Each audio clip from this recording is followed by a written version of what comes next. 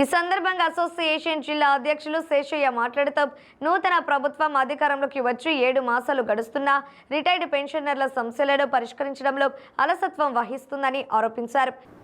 కనీస పెన్షన్ 9,000 ఇచ్చేలా ప్రభుత్వం చర్యలు తీసుకోవాలని డిమాండ్ చేశారు. కేంద్రంలో ప్రభుత్వ సీనియర్ సిటిజన్లు ఉన్న రైతులను క్రమేపీ నిర్వీర్యం చేస్తుందని మండిపడ్డారు. పెన్షన్ ప్రైవేటీకరణ చర్యలను ప్రభుత్వం ఉపసంహరించుకోవాలని కోరారు. పెన్షన్ లేని వారికి కనీస పెన్షన్ కల్పించేలా కేంద్ర రాష్ట్ర ప్రభుత్వాలు కృషి చేయాలని విజ్ఞప్తి చేశారు. ఈ కార్యక్రమంలో అసోసియేషన్ ప్రధాన కార్యదర్శి సిహెచ్ రాంబాబుతో పాటు రిటైర్డ్ పెన్షనర్లు అసోసియేషన్ సభ్యులు పాల్గొన్నారు.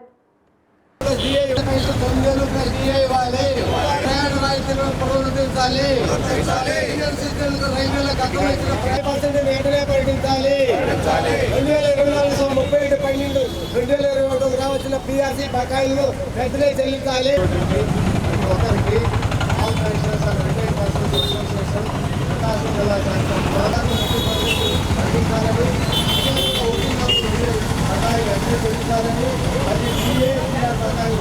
రిటైర్డ్ పర్సన్స్ అసోసియేషన్ ఆధ్వర్యంలో ఈ ధర్నా జరుగుతూ ఉంది.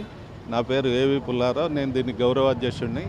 ప్రధానంగా ఢిల్లీలో ఈ సంఘానికి సంబంధించి 3 రోజుల పాటు ఈ కార్యక్రమం కొనసాగుతూ ఉంది. వాళ్ళకి మద్దతుగా ఇక్కడ ఈ ధర్నా చేయటం అనేటువంటి జరుగుతూ ఉంది. సమాజంలో ఇవాళ సాధారణమైనటువంటి పెన్షను, సామాజిక పెన్షన్ 4,000 ఇస్తూ ఉన్నారు. కానీ అనేక మంది ఈపీఎఫ్ పెన్షన్దారులకి 2,000 కూడా లేనటువంటి దుర్భరమైనటువంటి పరిస్థితి ఉంది. కనీసం సామాజిక పెన్షన్ కూడా ఇవ్వటం లేదు. అదేమంటే నువ్వు గవర్నమెంట్ ఎంప్లాయీ అనేటువంటి పేరు పెట్టి వాళ్ళకి కనీసమైనటువంటి పెన్షన్ కూడా ఇవ్వనటువంటి పరిస్థితి ఇక్కడ దాపురించింది. అందువల్ల మినిమం పెన్షన్ అనేటువంటిది 9,000 బేసిక్గా ఏర్పాటు చేసి పెన్షన్ దాని మీద ఉండేటువంటి డిఏ కలిపి పెన్షన్ ఇవ్వాలనేటువంటి ప్రధానమైనటువంటి డిమాండ్. అందువల్ల ఈపీఎఫ్ పెన్షన్దారులకి కనీసమైనటువంటి జీవన భృతి ఇవాళ సమాజంలో భార్యాభర్త బతకడానికి కనీసం 10-15 వేలు లేని బతకలేనటువంటి స్థితి. అందువల్ల మినిమం పెన్షన్ ఆ మేరకు ఇవ్వాలనేటువంటిది మా ప్రధానమైనటువంటి డిమాండ్. కేంద్ర రాష్ట్ర ప్రభుత్వాలు అధికారంలోకి వచ్చి 7 నెలలు దాటినప్పటికి కూడా ఈ రోజు కూడా ఒక్క సమస్య అంటే ఒక సమస్య కూడా పరిష్కారం కాలేదు. పరిష్కరించే ఉద్దేశం కూడా లేదు. కేంద్ర ప్రభుత్వం మరీ దుర్మార్గంగా కొత్త పెన్షన్ స్కీమ్ అనేది తీసుకొచ్చి ఈ పెన్షన్ని ఎత్తేసే ప్రయత్నాలను కూడా చేస్తూ ఉంది.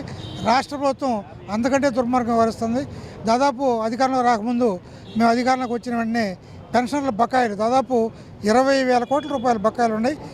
పిఆర్సీ బకాయిలు కానీ, డిఏ బకాయిలు కానీ, మెడికల్ రియంబర్స్మెంట్ కానీ, గ్రాట్యుటీ కానీ, కమ్యూటేషన్ కానీ, ఇటువంటి ఏపీజీఎల్ఐ కానీ, పిఎఫ్ కానీ తదితర బకాయిలని కూడా 20,000 కోట్ల రూపాయలు ఈ పెన్షన్స్కి ఉన్నాయి. ఒక్క బకాయి కూడా చెల్లించట్లేదు. కనీసం ఎప్పుడు చెల్లిస్తారో కూడా చెప్పడం లేదు. కనీసం ఒక మీటింగ్ కూడా పెట్టలేదు. ఇచ్చేటువంటి ఉద్దేశం గత ప్రభుత్వం ఇవ్వలేదు కాబట్టి మేము కూడా ఇయ్యము అనేటువంటి మీరేం చేసుకుంటారో చేసుకోండి అనేటువంటి నిర్లక్ష్య ధోరణితో వ్యవహరిస్తూ ఉంది.